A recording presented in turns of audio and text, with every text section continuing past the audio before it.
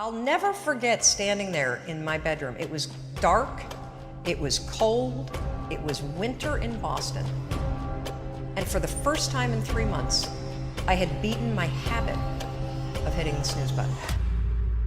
There are so many people in the world, and you know, you may be watching this right now, and you have these incredible ideas, and what you think is missing is motivation. And that's not true.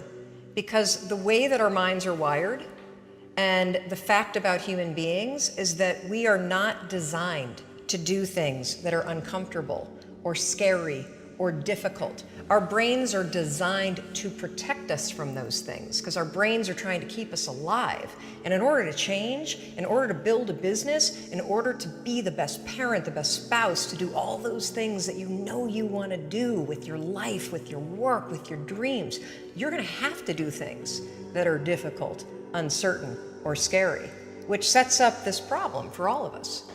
You're never going to feel like it. Motivation's garbage. You only feel motivated to do the things that are easy, right? Why do you think that is? Oh, I know exactly why that is. Because I've studied this so much, because for me, one of the hardest things to figure out was, why is it so hard to do the little things that would improve my life? And what I've come to realize, and what we'll talk a lot about today, is that the way that our minds are designed is our minds are designed to stop you at all costs from doing anything that might hurt you. And the way that this all happens is it all starts with something super subtle that none of us ever catch.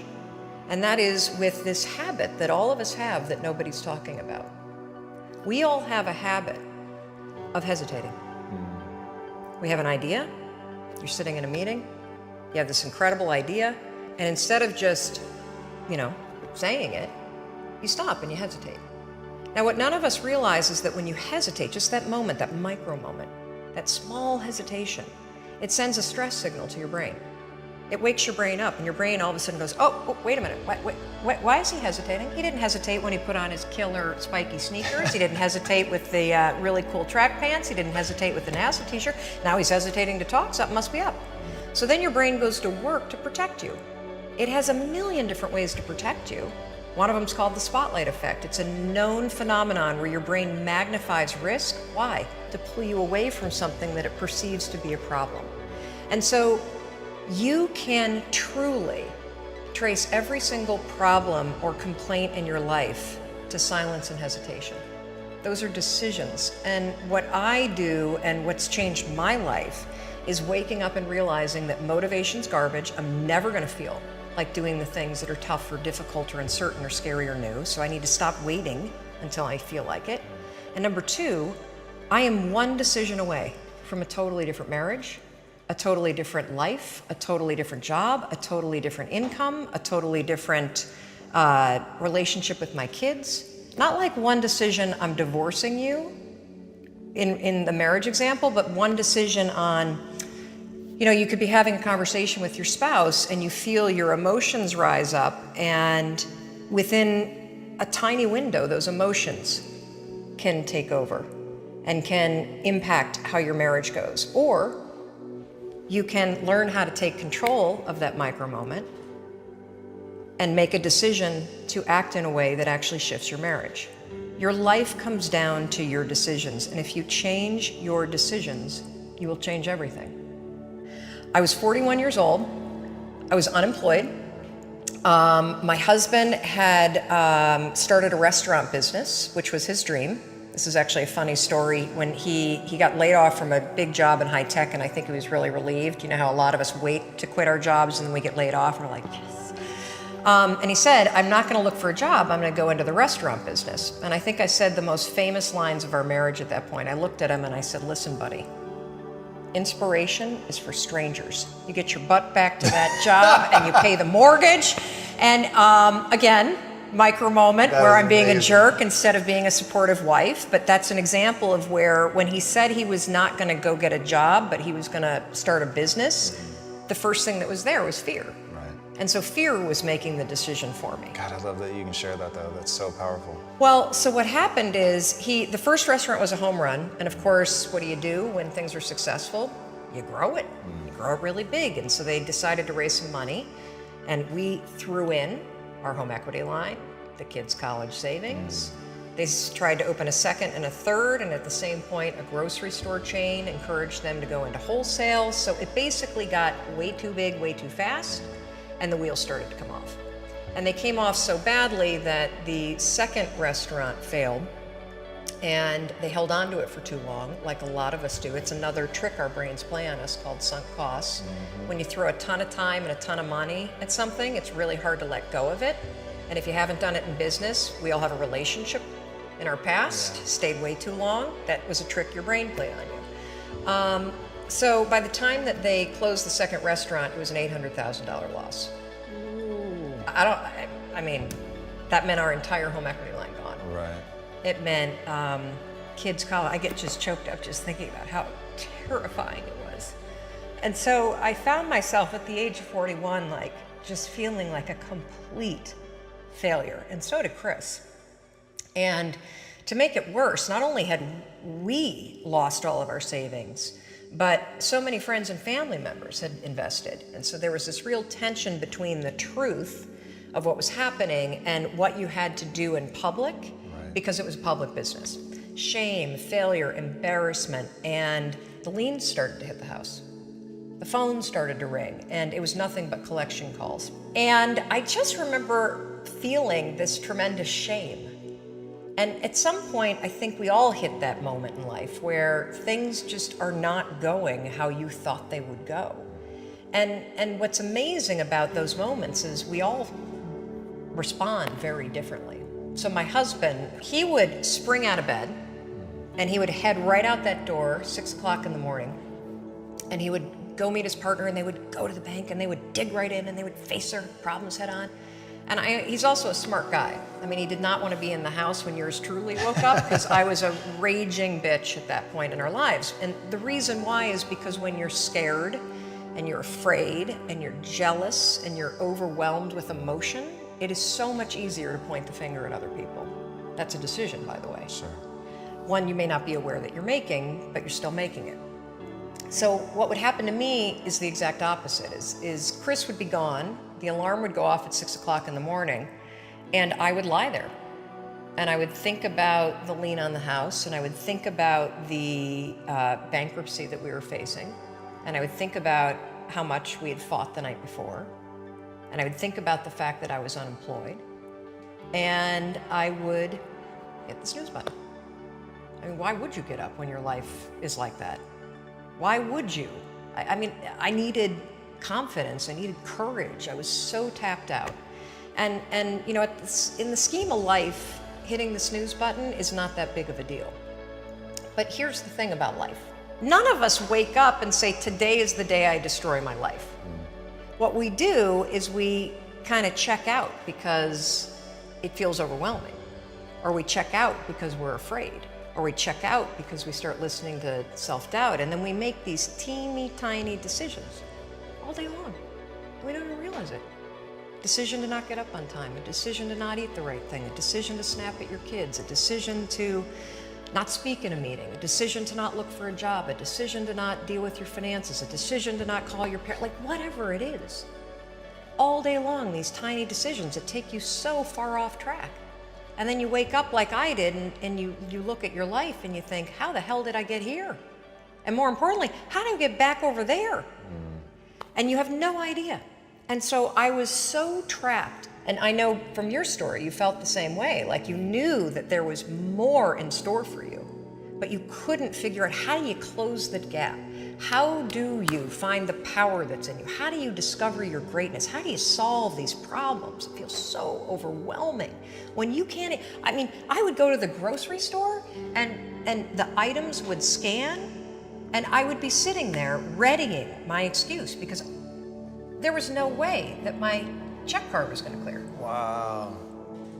So I got in this struggle with myself that a lot of us find ourselves in, and that is you get trapped in what I call the knowledge action gap.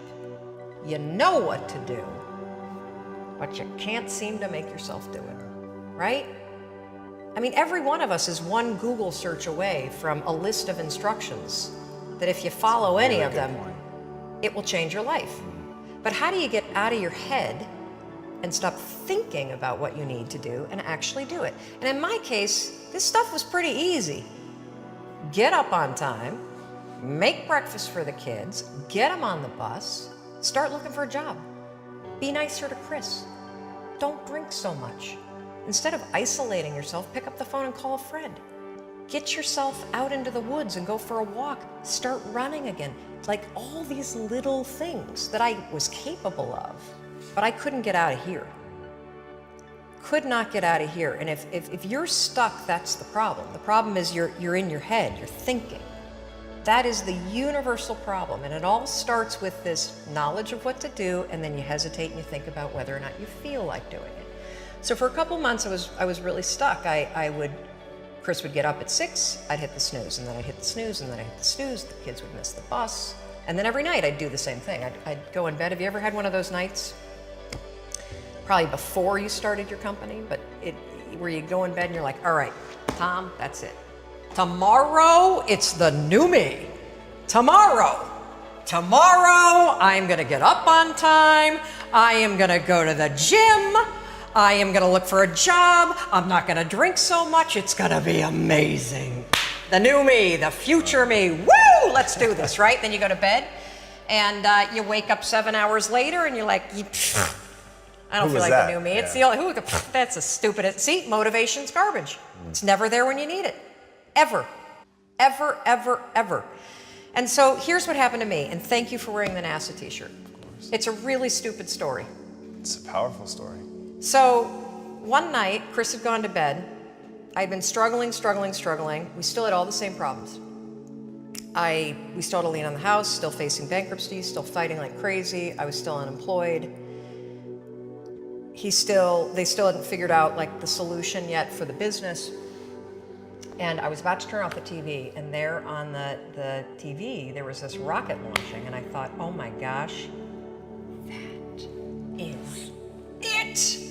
I am gonna launch myself out of bed like a rocket ship, like NASA, right here, had launched me out of that bed. And I'm gonna move so fast that I don't think.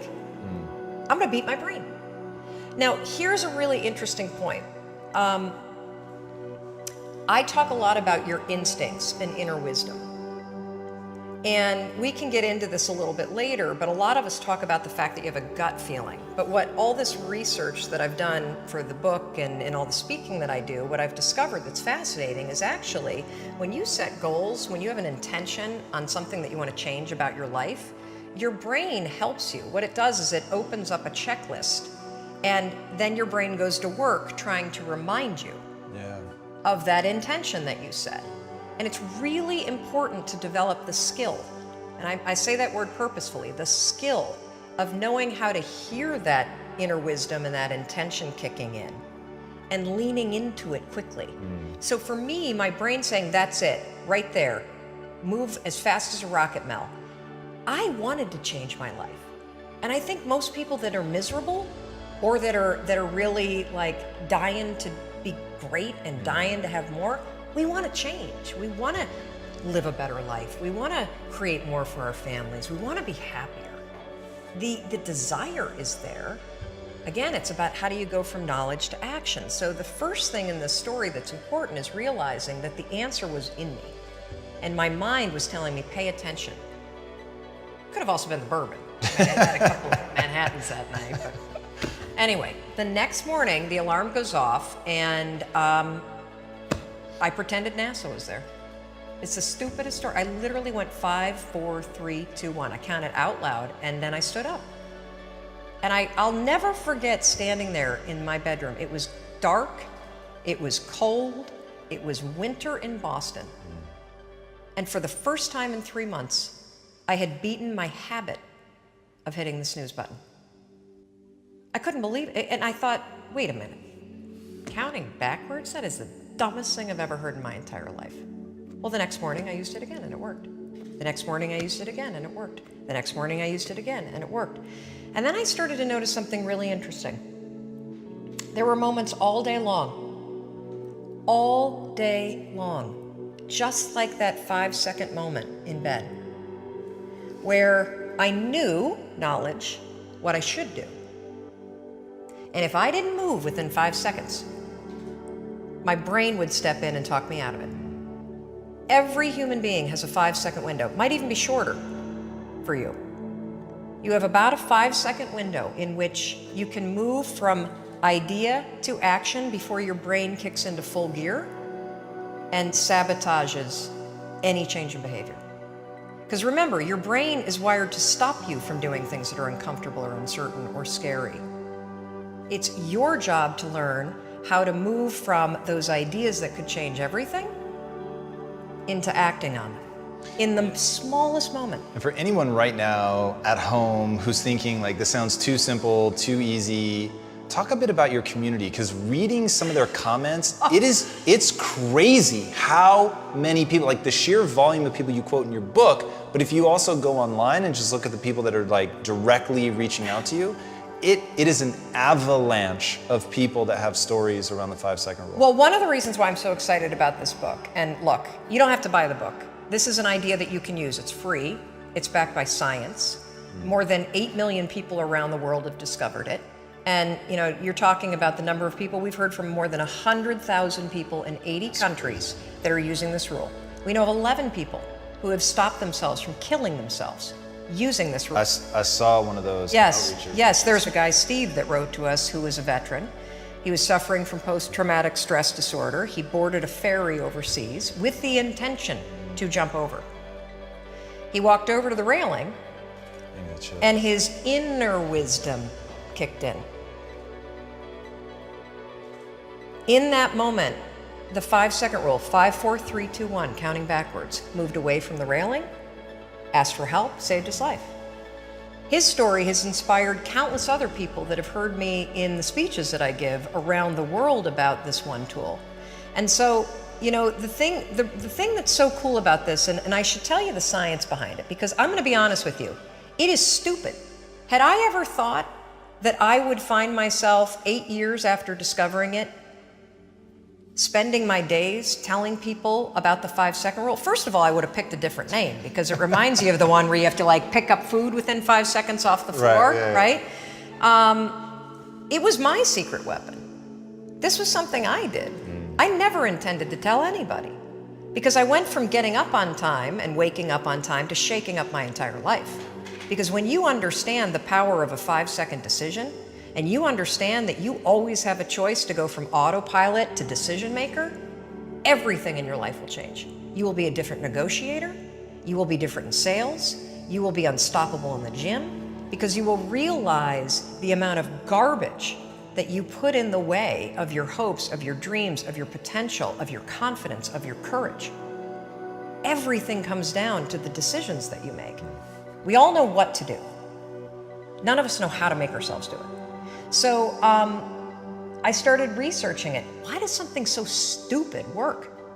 Why? Why does something so silly create such powerful and profound change? Well, here's why. The rule is a form of metacognition. Metacognition is a fancy pants term that means something real simple. You can outsmart your own brain in furtherance of goals. There are tricks that you can use that actually outsmart the tricks your brain plays on you in furtherance of a higher purpose. We all know this. You can restrain yourself if you're in a situation that calls for it. You can jump into a raging river to save your dog or your kid. You can direct yourself in ways if it's important to you. And so the rule, what it does is it does something really remarkable. When you count backwards, 5, 4, 3, 2, 1, what you're actually doing is you're interrupting what researchers call habit loops that get encoded as closed loop patterns in your basal ganglia. That's the part of the brain where your feelings, where your emotions, every habit that you have, which is nothing more than behavior that you repeat that you don't even think about. I've heard it referred to as a gearbox. Yeah. To shift your attention. Yes. And so when you go 5, 4, 3, 2, 1, it interrupts what's going on here that's spinning without you thinking, and it moves and awakens your prefrontal cortex. So when you hit 1, your habit has been interrupted. So you've interrupted self-doubt. You've interrupted maybe snapping at your kids. You've interrupted the desire to grab for a drink. You've interrupted procrastination. You've also, by counting backwards, done an action. It's awakened your prefrontal cortex. That is the part of the brain that you need that's awake when you're changing behavior, when you're learning new things. When you hit 1, it's also a prompt. So in the language of research, you'll hear people talk about starting rituals.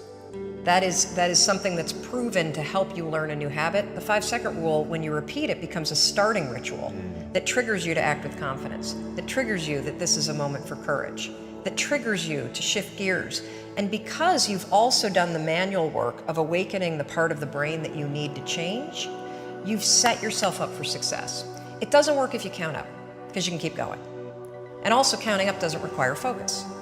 If you count backwards, 5, 4, 3, 2, 1, it again awakens the prefrontal cortex and it prompts you to move. When you start to use it and then you read about it, you'll see that it's being used all over the place. They use it in the armed services in order to align troops and get them to start an exercise. They use it at elementary schools, 5, 4, 3, 2, 1, at big assemblies to get a huge room full of kids to stop talking. Simple and interesting example, yeah. Because it requires you to focus. It's not a habit. It will become a habit that prompts you to have confidence and courage. But in the beginning, it interrupts patterns of behavior that you do on autopilot. It helps you assert control, and it teaches you how to become the kind of person that moves from thinking about something to actually doing it.